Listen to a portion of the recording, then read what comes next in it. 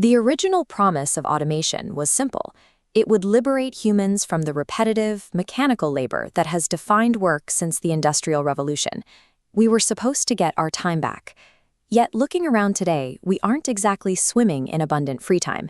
Instead, we are drowning in algorithmic distraction, checking notifications on platforms like TikTok and Instagram, and battling a chronic sense of anxiety. This chart shows the average human attention span on a single screen over time. According to research by Gloria Mark at the University of California, Irvine, our attention spans averaged 150 seconds in 2004, before dropping to just 47 seconds in recent years.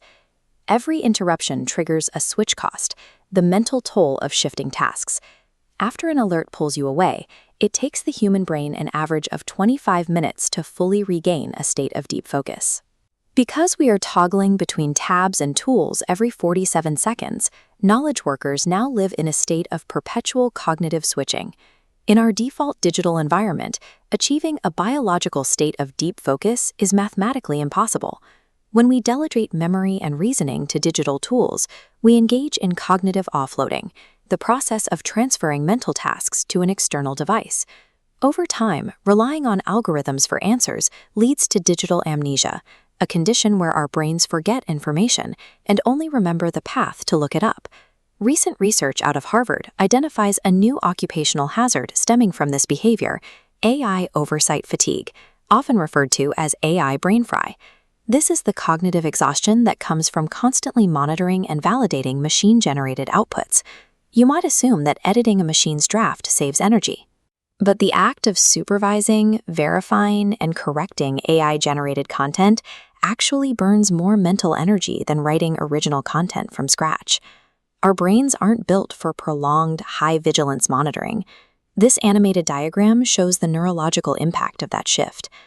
Neuroscience data reveals that over-relying on AI can cause a 55% reduction in neural connections within the brain's deep thinking and memory formation regions. Automating our thinking processes incurs a cognitive debt. By neglecting to exercise our own reasoning pathways, we literally shrink our brain's physical capacity for complex problem solving. In the 1970s, psychologist Mihaly Csikszentmihalyi identified flow, a state of total immersive concentration in an activity where you lose track of time and self-consciousness. Entering flow demands a precise balance between task difficulty on the y-axis and your skill on the x-axis, keeping you suspended in the flow channel. Generative AI breaks this equation. By instantly lowering the skill barrier, the challenge drops to zero, plunging you into boredom. Furthermore, the opaque black box nature of algorithmic generation means you don't fully understand how the output was created.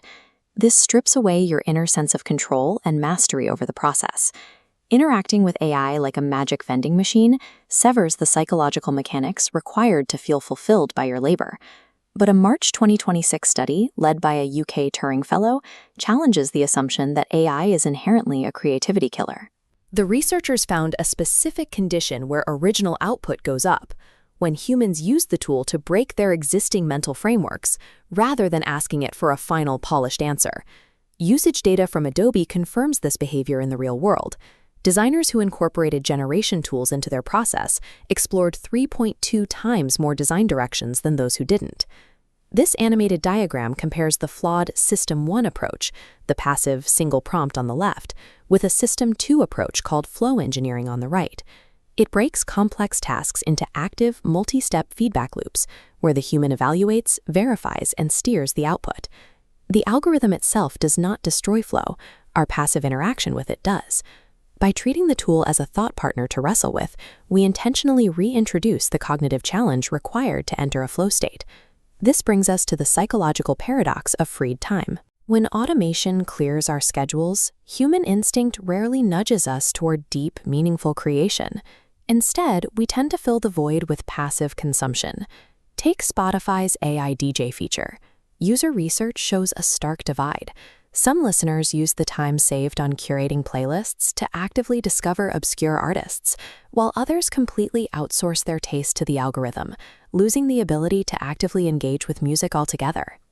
Computer science professor Cal Newport argues that surviving the modern attention economy requires deep work. the ability to focus without distraction on a cognitively demanding task. And simply deleting a few social media apps is no longer enough to protect our brains. We have to adopt what Newport calls hard hobbies, complex analog tasks that require physical friction and sustained attention. Carving wood or repairing a watch actively rebuilds the neural pathways of focus that our digital tools have eroded. Without intentional environmental design and a commitment to slow, deliberate productivity, the hours saved by automation will simply be devoured by the attention economy. In an era where execution is increasingly automated, Dr. Ayesha Khanna argues that the most durable advantage for a knowledge worker is the ability to rapidly learn how to learn. To adapt, we must master two initial strategies. First, we need to redefine our professional value around problem framing, the ability to ask the right questions. Second, we must build strictly scheduled cognitive firewalls, carving out blocks of time where we think completely free of digital assistance. Third, we must abandon single prompts in favor of structured flow engineering to maintain control over our work. And fourth, we need to cultivate psychological resilience by doubling down on uniquely human soft skills. A language model can instantly generate 10,000 variations of a marketing email or a block of code, but it cannot replicate human intent, genuine empathy, or the moral judgment required to decide which variation actually matters. By treating focus as a limited resource to be defended, we ensure that technology serves our intent, rather than our intent serving the technology. Flow Tao Salon, Prosperity in the Year of the Horse.